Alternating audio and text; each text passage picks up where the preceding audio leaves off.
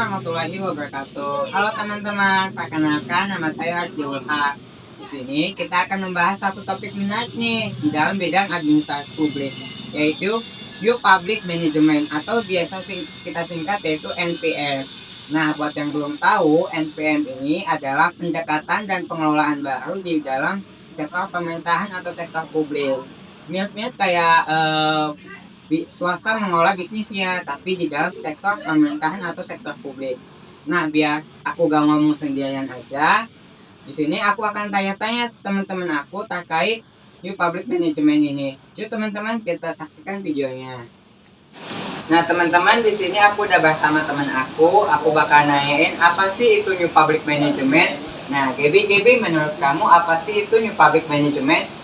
Jadi New Public Management adalah perwujudan sektor publik dengan menekankan perubahan tata kelola pemerintahan menjadi efektif dan efisien. Nah, tujuan dari adanya New Public Management ini buat apa sih? Tujuannya itu untuk meningkatkan efektivitas dan pelayanan publik kepada masyarakat. Oh gitu. Oke deh, makasih ya. Nah, teman-teman, setelah kita tadi mengetahui apa itu New Public Management, tujuan-tujuannya, ayo kita cari tahu apa sih yang melatar belakangi adanya New Public Management ini. Di sini aku sudah punya teman yaitu Afifah yang akan menjelaskan dan memberitahu kita apa sih yang melatar belakangi New Public Management ini ada. Halo Afifah. Halo Arif. Menurut kamu nih apa sih yang melatar belakangi adanya New Public Management ini? Jadi teman-teman, munculnya perspektif New Public Management ini pertama kali di Amerika Serikat. Menurut Osborne dan Gibler pada bukunya tahun 1996, New Public Management ini muncul akibat krisis pemerintahan. Yang pertama itu ketidakmampuan pemerintah dalam menangani masalah sosial. Yang kedua itu birokrasi yang terlalu tersentralisasi dan kaku. Yang ketiga itu sistem kerja yang menghambat kreativitas para pegawai.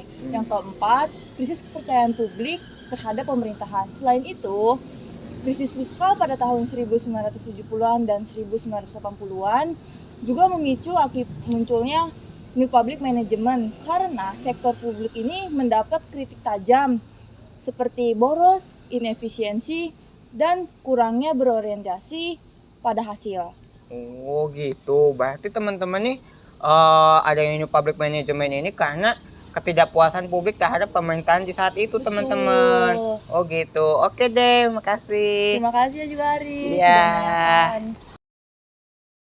Nah teman-teman, setelah kita mengetahui apa itu New Public Management, tujuannya adanya New Public Management, dan latar belakang adanya New Public Management, di sini yuk kita cari tahu apa sih yang prinsip dan karakteristik utama New Public Management.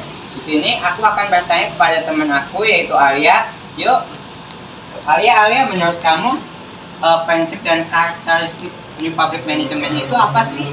Jadi di dalam New Manajemen Publik ini terdapat prinsip yang terdiri dari efisiensi, efektivitas ekonomi, pengukuran kinerja, dan juga manajemen profesional. Ada juga privatisasi dan partisipasi publik. Nah, prinsip ini tuh menekankan kepada pemerintah untuk lebih memperdalam sektor publik secara modern dan juga untuk privatisasi dan juga partisipasi publik ini sangat berperan penting terhadap masyarakat dan juga sektor swasta untuk memberikan pelayanan pemerintah yang lebih akuntabel dan juga transparan. Untuk karakteristiknya sendiri terdiri dari desentralisasi, inovasi, fleksibilitas, output dan outcome, dan juga ada kompetensi dan juga ada pengukuran kinerja. Nah, untuk karakteristiknya ini tuh bertujuan agar organisasi ini semakin berkembang, semakin maju, dan juga agar memberikan pelayanan yang terbaik kepada pemerintah dan juga masyarakat. Jadi gitu teman-teman. Setelah kita tadi mengetahui latar belakang apa itu New Public Management, nah sekarang kita cari tahu nih apa sih kelebihan dan kekurangan dari pendekatan New Public Management ini dalam administrasi publik. Di sini ada Velia, di sini saya akan nanya, Velia, menurut kamu apa sih kelebihan dan kekurangan New Public Management ini? Nah, New Public Management ini sejauh ini membawa perubahan yang signifikan. Nah, pemerintahan daerah itu dapat mengambil keputusan lebih besar dalam proses pengambilan keputusan terkait pelayanan publik. Dan juga masyarakat juga dapat berpartisipasi dalam proses pengelolaan publik gitu. Nah, namun terlepas dari kelebihan yang didapat, ada juga kekurangan dari New Public Management ini, yaitu dia beresiko untuk mengabaikan perbedaan yang fundamental antara organisasi sektor publik dengan sektor swasta. Seperti itu sih, Bang Arif. Oh gitu. Itu teman-teman. Jadi walaupun New Public Management ini adalah pendekatan baru, tetapi ada juga kekurangannya teman-teman. Mungkin kayak gitu aja ya. Oke, makasih Terima Velia. kasih juga, Arif. Nah teman-teman, setelah kita tadi mengetahui kelebihan dan kekurangan New Public Management, bagaimana sih implementasi di New Public Management di berbagai negara di dunia? Di sini saya sudah punya Alin yang akan menjelaskan implementasi dan penerapan New Public Management di berbagai negara. Alin, bagaimana Pak implementasi New Public Management di berbagai negara? Nah, yang pertama itu negara maju, yaitu New Zealand atau Selandia Baru. Mereka menggunakan sistem take home pay atau perhitungan gaji bersih dalam sebulan berdasarkan kinerjanya dan juga sistem kontrak kerjanya. Kalau di negara berkembang kayak Indonesia ini bagaimana? Mereka ini sulit diterapkan karena masalah birokrasi yang sulit dihilangkan karena ada faktor korupsi dan juga lemahnya kemampuan administrasi yang berpengaruh pada sistem kinerja pemerintah. Oh gitu. Jadi gak semua penerapan New Public Management ini bisa gampang diterapkan di berbagai negara. Oke, makasih Arya. Nah teman-teman, setelah kita tadi mengetahui perkembangan New Public Management di negara-negara maju dan berkembang, nah mari kita cari tahu apa sih perkembangan pasca New Public Management ini ada. Di sini saya sudah bersama Adis, dia akan menjelaskan apa sih perkembangan pasca NPM ini. Adis, bagaimana perkembangan pasca New Public Management ini di negara maju dan berkembang? Oke, yang pertama itu dari negara berkembang ya, Mm-mm. yang pasti negara kita Indonesia. Mm-mm. Jadi ada beberapa peneliti itu mereka berpendapat bahwa setelah melewati era NPM atau New Public Management, Indonesia tuh memasuki era NPG atau New Public Governance, di mana ada perubahan nih dalam prinsip tata kelola publik. Yang pertama itu ada prinsip kolaborasi, partisipasi masyarakat, dan juga demokrasi. Yang pastinya ada dong perubahan dalam pengelola publik itu dalam mengambil keputusan dan juga menyelesaikan masalah publik.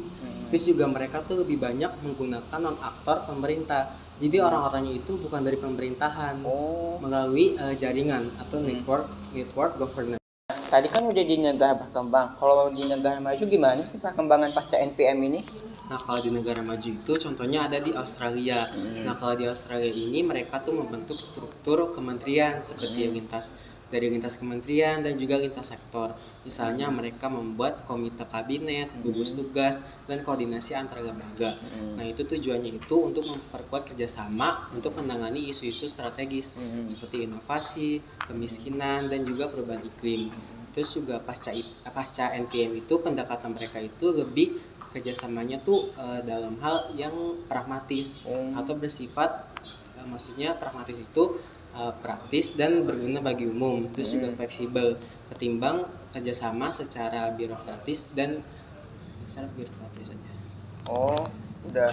Oh gitu teman-teman. Jadi NPM ini bukan final dari paradigma administrasi publik, tapi masih ada paradigma lainnya gitu teman-teman. Oke Adis, makasih ya. Tadi penjelasan dari wawancara kita teman-teman tentang New Public Management. Semoga teman-teman terinspirasi dan mengetahui dan terpelajari tentang New Public Management sebagai paradigma baru di administrasi publik. Sekian video dari kami, kurang lebihnya mohon maaf. Wassalamualaikum warahmatullahi wabarakatuh. Bye bye.